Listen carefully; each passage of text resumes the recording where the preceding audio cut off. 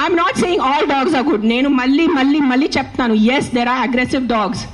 Dogs వల్ల ఏదైనా చిన్న బిడ్డ చనిపోయినంటే నేను కూడా తల్లి, నాకు తెలుసు. ఈరోజు నా బిడ్డకి కుక్క కరిస్తే నాకు తెలుసు ఆ బాధ ఎంత ఉంటుంది. కానీ మీరు చెప్పండి, ఇంతమంది మనుషులు, మెన్, ఆల్ ఆఫ్ యూ, ఇక్కడ మెన్ ఎక్కువ ఉన్నారు, మగాలు ఎక్కువ ఉన్నారు. మగాలు రేప్ చేస్తారా లేదా? మగాలు మర్డర్ చేస్తారా లేదా? సో మీరు అందరు మర్డరర్సా? మీరు అందరూ రేపిస్తా? మీ అందరినీ నేను పెట్టాలా జైల్లో? చెప్పండి, మీ అందరినీ చంపేయాలా? కాదు, మగాలు రేప్ చేస్తారు, మగాలు మర్డర్ చేస్తారంటే మీ అందరు మగాల్ని పట్టుకొని నేను చంపేస్తే ఎలా ఉంటుంది చెప్పండి? బుద్ధి ఉందా కొంచెం? 5 కుక్కలు కరిస్తే మీరు మిగతా 100 కుక్కల్ని ఎందుకు చంపుతున్నారు?